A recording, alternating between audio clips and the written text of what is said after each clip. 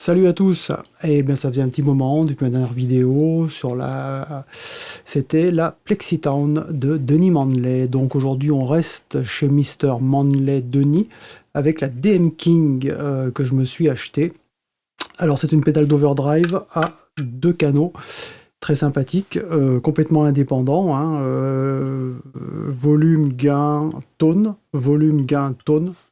Super simple, mais le plus intéressant, c'est surtout que tout ça, c'est paramétrable quand on regarde dans la boîte. On va aller voir ça. Donc l'intérêt, entre autres, de cette super pédale, outre le fait qu'elle sonne très bien, telle qu'elle est, hein, quand on la reçoit de chez Denis, c'est que, outre le fait qu'on a donc le choix entre nos deux canaux, eh bien, disais-je, on peut se personnaliser nos deux canaux. Alors on a 4 deep switch, hein, donc 4 petits switch on-off à l'intérieur, 2 par canal, 2 switches par canal, et on peut changer les diodes, donc on va faire un petit focus là-dessus pour voir un peu ce que j'ai fait, et ça permet en fait, sur un canal, étant donné que j'ai 2 switches par canal, ça veut dire que j'ai 2 paquets de diodes activables ou pas par canal, ça fait donc 4 possibilités par canal, donc c'est plutôt fort intéressant. Je peux tout enlever, ça me fait entre guillemets un simple boost tout à fait standard. Je peux activer un ensemble de diodes, ou bien un ensemble de diodes, ou bien les deux ensembles de diodes ensemble. C'est donc la combinatoire que j'ai, hein. Ça me permet donc d'avoir quand même un choix des plus sympathiques. Et pareil sur l'autre canal. Donc on va regarder un petit peu ce que j'ai fait par rapport à mon choix de diode, très personnel. Donc quand on s'achète des petits paquets de diodes, ça ressemble à cela. Donc là j'en ai une dizaine. Et une diode, eh bien très simple, hein. J'en prends une, voilà, j'ai les deux petites pattes en ferraille pour connecter. Et ma diode, c'est ce petit machin tout ridicule, alors c'est plus ou moins gros, hein. Donc ça c'est un modèle de diode 1N5819 qui me donne un certain type de son, et différentes diodes donnent différents types de sons. Alors euh, ça c'est plus ou moins vrai, parce que en fait des fois on a des familles de diodes qui donnent des sons assez similaires, et surtout faut pas oublier, c'est pas parce que je vais changer un composant que je vais changer le son de la pédale. Faut pas oublier qu'à la base on a bien évidemment le schéma global de la pédale qu'a fait Denis, comme tout fabricant de pédales, et c'est pas le changement d'un composant qui va tout changer. En principe, si on veut vraiment faire évoluer le son de la pédale, on a plusieurs composants à changer ensemble, parce que l'influence du circuit global est effectivement prépondérante. Ceci dit, selon les caractéristiques de certains composants, on peut avoir des changements qui soient relativement drastiques. Et j'ai donc fait en sorte de choisir parmi tout le choix de diodes, j'avais au total 12 ou 15 diodes LED et autres de types différents, et j'ai choisi ceux qui me donnaient un son vraiment différent. Et une des caractéristiques importantes sur les diodes, c'est ce qu'on appelle le forward voltage, qui en fait correspond au courant. Alors je vous renvoie à toutes les vidéos et puis tous les cours d'électrique, d'électronique, ANCO qu'on peut trouver, hein. En fait, la diode, elle fait passer le courant dans un seul sens, et elle ne fait passer le courant dans ce sens qu'à partir d'une certaine valeur de voltage en entrée, hein. Donc ça me fait une courbe comme ça, et le courant à partir duquel la diode va laisser passer, c'est ce qu'on appelle le forward voltage, hein, donc qui passe en avant. Et avec des valeurs de forward voltage relativement différentes, ça va nous donner un écrêtage du signal, et c'est ça qui fait la distorsion. Une fois de plus, je vous renvoie, il y a plein de vidéos explicatives sur YouTube là-dessus, donc je ne vais pas revenir là-dessus, de mes diodes. C'est quand j'ai des valeurs assez différentes que j'obtiens pas mal de changements. Donc on va regarder ce que j'ai fait sur la pédale. Alors le principe de la manœuvre, super simple, me faire ma petite pédale à moi avec mes 4 petits sons que je me suis fait en allant tweaker mes composants, là, mes petites diodes, et puis quand j'en ai marre, et ben on déplogue et je mets d'autres diodes, et je changerai un petit peu mon son. Voilà, super. Alors de façon générale, ce que je voulais avoir, ici on voit, on a la partie du côté canal 1, en face le canal 2. Les switches 1 et 2 servent pour le canal 1. Les switches 3 et 4 servent pour le canal 2, avec la répartition des diodes en 2 plus 4. comme je l'ai montré ici. Donc sur le canal 1, j'ai un premier paquet ici de 4 diodes, 1, 2, 3, 4, comme on le voit là, que j'active en poussant le switch numéro 1. Et j'ai un deuxième paquet de diodes ici, un deuxième paquet de 2 diodes, parce que le design de la pédale qu'a fait Denis Mandley est comme ça. Et c'est très bien. Un deuxième paquet de 2 diodes ici que j'active en poussant le switch 2. Tant qu'on reste sur les 2 switches off pour ce canal 1, on a en fait un espèce de clean boost.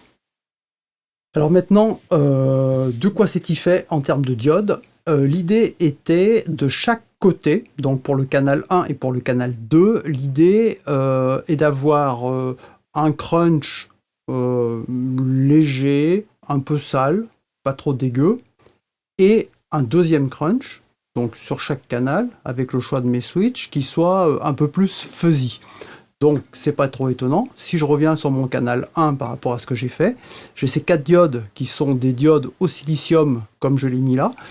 J'ai deux 4148, une 4007 et une 5019 qui est celle-ci, les deux identiques étant les 4148 ici, et ça me donne effectivement, avec de la diode silicium, un forward voltage qui est autour de 0,7 volts, à part la 5119 qui est un petit peu plus bas, c'est pour ça qu'elle m'écrète un peu plus le signal et qu'elle salit un peu plus le son.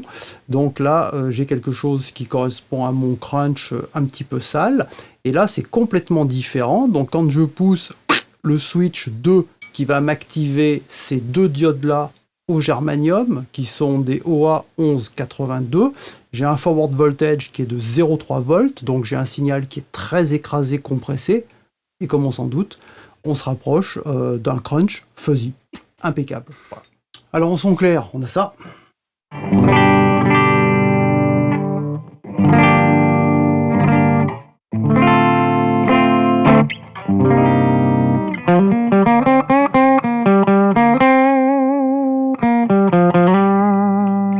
Donc là je suis sur la photo, donc on verra pas les petits switches activés, mais je vais les activer sur la pédale directement.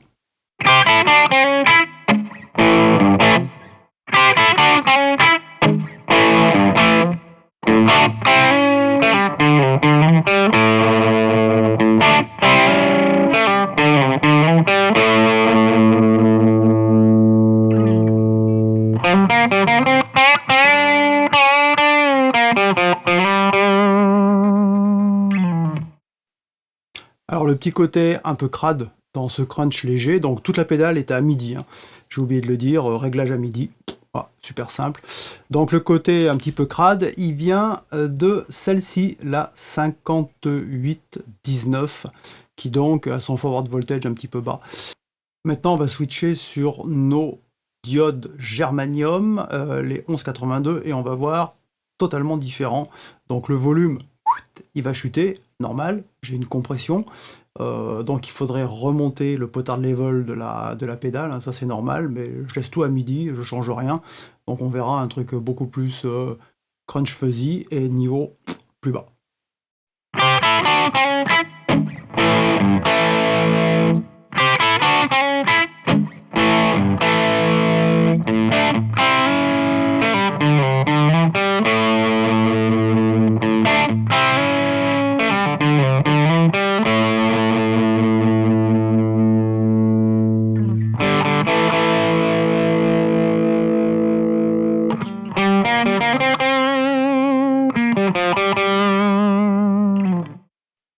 Donc comme on le voit, vraiment toujours du crunch, le niveau a un peu chuté, normal, hein, parce que c'est le forward voltage, donc c'est physique, hein, électrique même dirais-je, au niveau de la diode, et les fins de notes, on sent...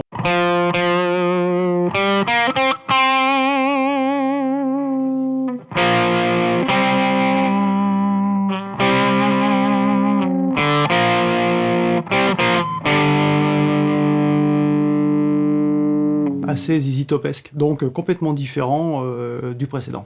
Donc maintenant on continue, on passe sur l'autre canal, le canal 2. On va commencer par regarder donc en activant le switch 3. Alors j'ai fait un mélange B113 avec un BS170. Bon, petite nuance, pas fondamentale, c'est histoire d'utiliser ce que j'avais. Et puis 2 LED rouges 5 millimètres qui apportent le côté un peu clarté et chaleur, en plus des MOSFET qui, eux, ont plus la réputation de prétendument faire de la disto amp. Bon, pourquoi pas.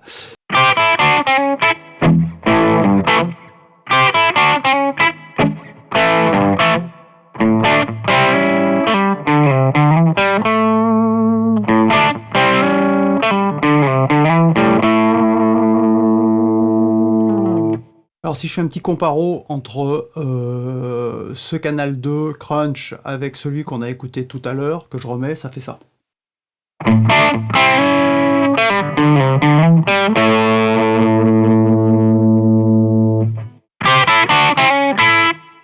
Donc on voit qu'on a quelque chose qui est un peu plus sale dans les hauts médiums. C'est dû à la 5819, clairement, que j'ai ajouté là, qui part son forward voltage plus bas, écrète le signal et fait un truc un peu plus sale. Donc on dira que ce canal ici, lui, a plus de clarté. Je le remets. Le niveau aussi sonore est plus élevé. C'est dû à nos LED rouges qui ont un forward voltage plus haut, de même que mes MOSFET.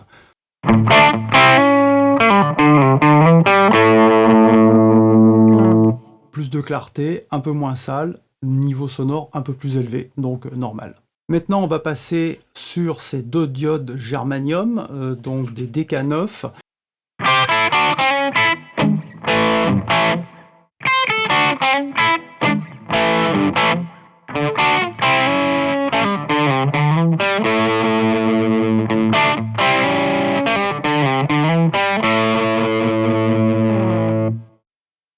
Donc là, on a bien entendu qu'on retrouve ce qui est typique du germanium, donc le niveau sonore a baissé, et on est parti sur quelque chose d'un peu plus crunch fuzzy. Alors si on fait une petite comparaison entre celle-ci et celle-ci, donc entre mes 2 paquets de fuzz, enfin de diodes germanium, pardon, ça nous fait ça.